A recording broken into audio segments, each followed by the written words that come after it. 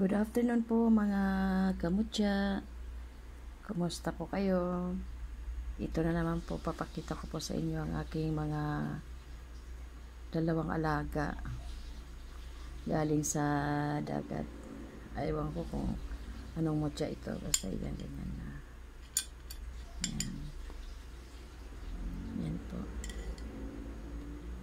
Yan po, nilagyan ko po sila ng ng suka, kung mayroon ba silang tawag dyan, kung buhay ba. So ang sekreto po niyan, paano nyo malalaman kung buhay siya o hindi. Ayan, o sa ganyan. Ayan, nasa na ba? Ayan, nabula po. Ayan, nabula sila sa suka. Ayan, ibig sabihin buhay yan siya. So, ang pangalawa, sa pagtitesting kung buhay ba talaga sila, ginaganon po. Ikot-ikot, 1, 2, 3, 4, 5, 6, 7, 8, 9, 10. Yan, ganyan. Ikot-ikot lang po pagkatapos bitawan nyo.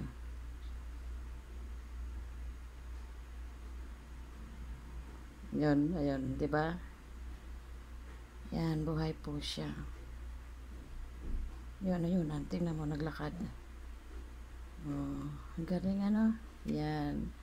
Yan, ganyan po ninyo pag kayo po ay magte-testing ng ganyang klaseng mutya.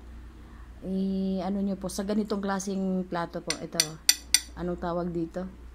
Yung babasagin. Basta plato o nababasagin, aywan kung anong tawag dyan. Ceramics? I don't know kung ano ang tawag dito. Basta plato na babasagin. Tapos lagyan nyo po ng suka. Kunti lang, wag niya naman kasi malulunod po sila. Kasi ito mga buhay ito. Ito mas buhay ito. This one, mas buhay siya kaysa dito. I don't know, testing ko lang ha. 1, 2, 3, 15, 12, ikot ng ikot. Ikot. Ewan ko kung maglalakad siya. Hindi ko alam.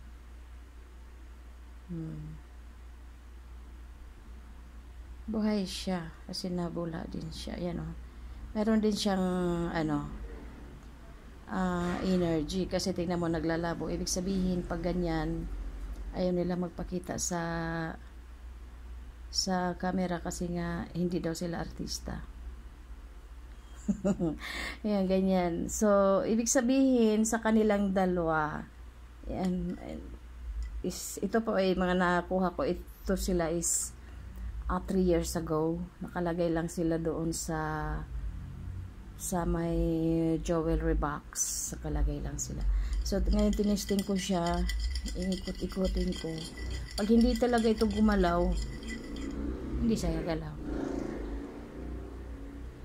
Yan, hindi siya nagalaw. Pag hindi siya naglakad, hindi ko siya pero siya, buhay. Kasi tingnan nyo, nabula siya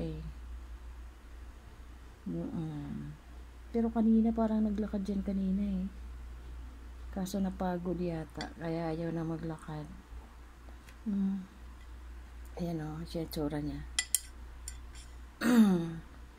Ito talaga taka na, ikot ng ikot maglalakad yan. ang bilis siya maglakad. Ating na buhay siya ayan nalakad siya. So iyang isa ang ilalagay ko sa aking sa aking lagayan. Tignan na labo tignan mo, nagre-react talaga siya. Ang lakas ng niya mas lakas ng energy niya. Mas malakas siya kaysa dito. Ayaw nito. Ito tamad siya. Pero alagaan ko pa rin yan. Lalagay ko siya dyan sa may main door. Kasama doon sa mga lumulutang na mga bato. Then this one, ito ilalagay ko to sa aking collection na lagi kong kasama araw-araw.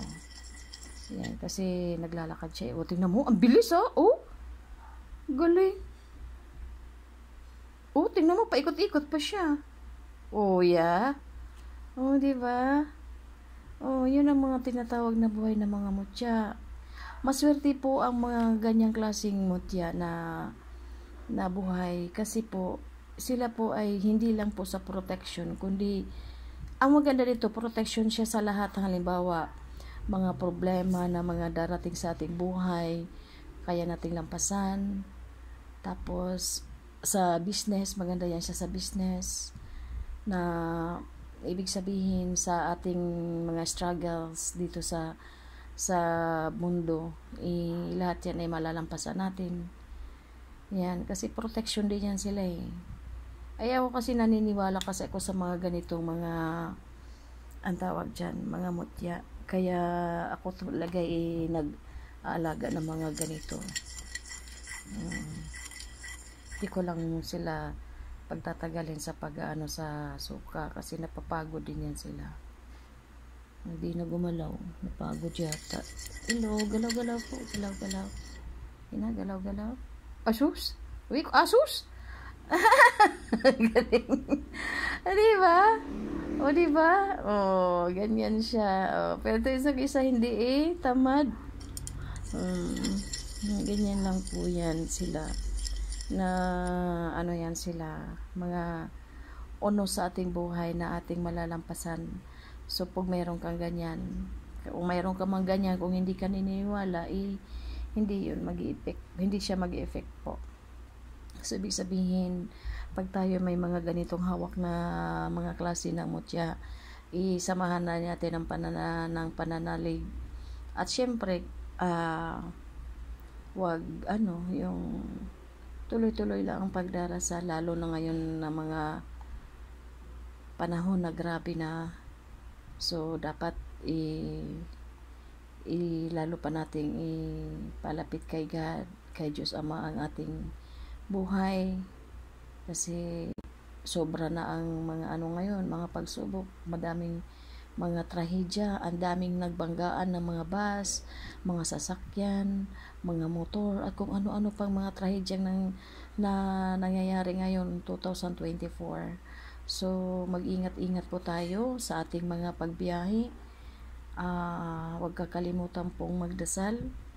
Yung mga ganyang mga niniwala naman sa mga mutya, kung meron man kayo, lagi po nyo yan pausukan ng tawag dyan, insenso, para buhay sila, para ang manatili dyan ang kapangyarihan ng banal na espiritu o kapangyarihan ng Diyos Ama, para mag-protect sa atin, na kahit saan man tayo magpunta, nandyan siya para mag-protect sa atin. So, sa mga mahilig po mag-collect ng mga ganito, tuloy-tuloy lang po tayo. Ibig sabihin, nagkukolek ka ng mga ganyan, ibig sabihin, naniniwala ka sa kapangyarihan ng Diyos Ama. So, pagpatuloy lang po natin ang ating mga ganitong adhikain. At sa mga hindi pa po naniniwala sa mga ganito, wala naman, okay lang po sa amin. Ang sa akin lang, naniniwala ka man o hindi, basta importante na itong year 2024, mag-ingat po tayo sa ating mga biyahe, kasi ngayon, parang mga sasakyan, mga disgrasya, napakarami ngayon itong 2024. I don't know kung mayroon kayong idea about sa mga prediction ni Rudy Baldwin. Andoon yung na talagang mga sasakyan ngayon ang mostly na mga tawag dyan, madidisgrasya. So, ingat-ingat po mga kababayan. Thank you so much sa panonood sa aking vlog ngayon. Ayun, may dumapo pang langaw. Ay, langaw ba yan? Hindi langaw po. Siya, kala niya hindi suka. Lagyan natin ng suka para ito. Yan. Yan. Ingat po tayo palagi. Huwag pong nawalan ng pag-asa yung mga taong parang nadidiscourage sa buhay. Tuloy lang po. Laban lang. Mga pagsubok natin ngayon, ang lahat po ay ating malalampasan. Good afternoon po sa ating lahat. At God bless po, and thank you so much sa panonood sa aking video. Thank you so much.